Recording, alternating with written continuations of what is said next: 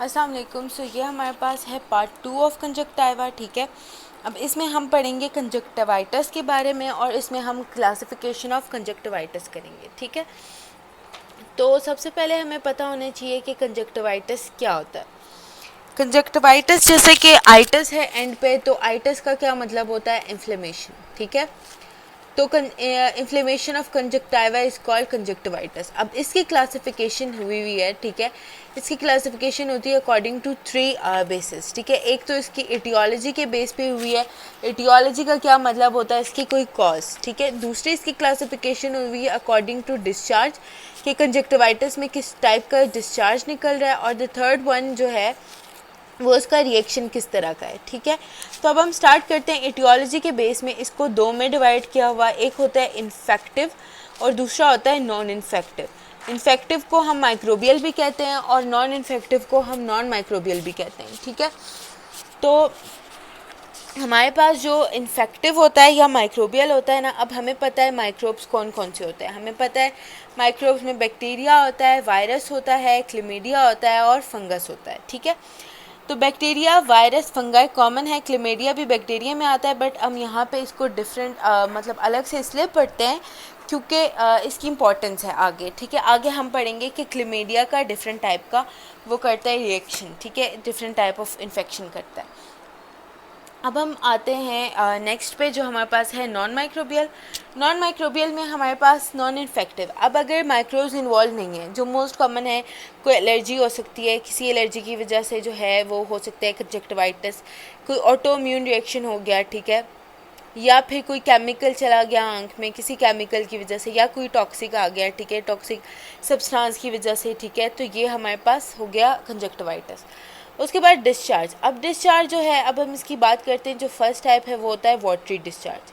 ठीक है, अगर वाटरी डिस्चार्ज निकल रहा है, कोई पेशेंट रिप्रेजेंट कर रहा है कि उसकी आंख से वाटरी डिस्चार्ज है, तो हमें मतलब एकदम से दिमाग में आना चाहिए कि यार वाटरी डिस्चार्ज किस में होता है। तुम्हें पता है ये वायरल इन्फेक्शन में हो सकता है, ये होता है। दूसरा ये होता है अक्यूट एलर्जिक में। ठीक है, किस में? अक्यूट एलर्जिक रिएक्शन होता है ये। तो अक्यूट एलर्जिक रिएक्शन कंजक्टिवाइटिस में ये हो सकता है और टॉक्सिक में भी हो सकता है। जो ज़्यादा इंपॉर्टेंट है वो वायरल है और अक्यूट एलर्जिक है। उसके बाद तो ये हमारे पास था फर्स्ट वन वाटरी। उसके बाद अगर कोई पेशेंट आ रहा है म्यूकोइड डिस्चार्ज के साथ, तो हमारे माइंड में क्या आना चाहिए? हमारे माइंड में ये आएगा कि या तो ये कोई क्रॉनिक एलर्जिक हो इन्फ्लेमेशन होगी, या वो होगा केरेटो कंजक्टिवाइटिस। ठीक है, उसके बाद जो थर्ड वन है, ठीक है, हमारे पास वो है म्यूको प्यूरुलेंट। ठीक है, यानी कि इसमें म्यूकस भी हो सकता है, पस भी हो सकता है। इसमें सिर्फ म्यूकस था। ठीक है, तो म्यूको प्यूरुलेंट था। तो म्यूको प्यूरुलेंट में हम कहेंगे कि ये किस किस में हो सकता है? ये जो होती है, अगर कोई माइल्ड बैक्टीरियल इन्फेक्शन होगा, माइल्ड सा होगा, तो म्यूकस और पस दोनों का कम्बिनेशन होगा। और दूसरा जो है ये म्यूको प्यूरुलेंट होता है क्लेमीडियल में।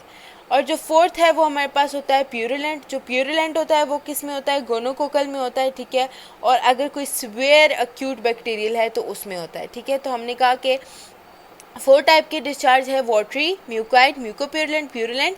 वाटरी किस में होता है? वायरल में और अक्यूट एलर्जिक में। तो ये बात याद रखनी है एमसीक्यू के लिए, वायरल वाला पॉइंट इंपॉर्टेंट है।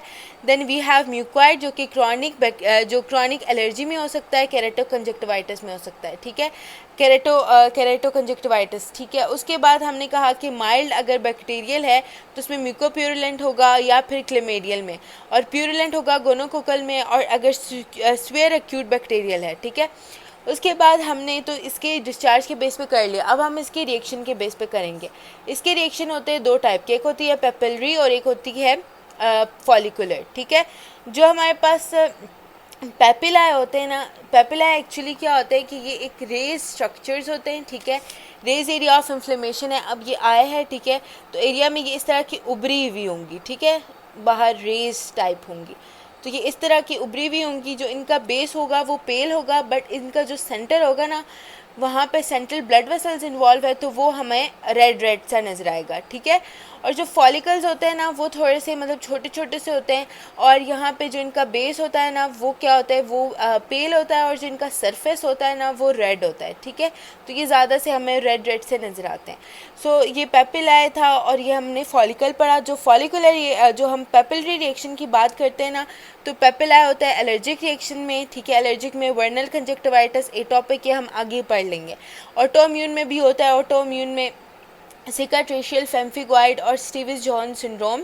और क्रोनिक इरिटेशन में भी हमारे पास पेपिलरी रिएक्शन होता है। आई में इरिटेशन क्यों हो सकती है, अब हमें पता है कॉन्टैक्ट लेंस की वजह से हो सकती है, ठीक है। तो कॉन्टैक्ट लेंस की एक इंपॉर्टेंट एमसीक्यू बन सकता है, प्रोस्थेसिस, नायलॉन सूचर्स। और क्रॉनिक ब्लेफराइटिस में से जो स्क्वैमस ब्लेफराइटिस होगा ना उसकी वजह से होगा। उसके बाद अगर हम बात करेंगे फॉलिकुलर रिएक्शन, तो फॉलिकुलर रिएक्शन हमारे पास वायरल में होगा। दूसरा हमारे पास क्या रह गया है, हमारे पास क्लेमिडियल रह गया है, तो उसमें होगा। और जो हमारे पास तीसरा है वो टॉपिकल मेडिकेशन की वजह से अगर कोई रिएक्शन हो रहा है तो उसमें होगा। So this was all about classification of conjunctivitis. अगर इसमें कोई क्वेश्चन है तो आप लोग कमेंट सेक्शन में पूछ सकते हो, ठीक है। सो इसमें कोई भी क्वेश्चन हो तो आप लोग पूछ लेना। Thank you.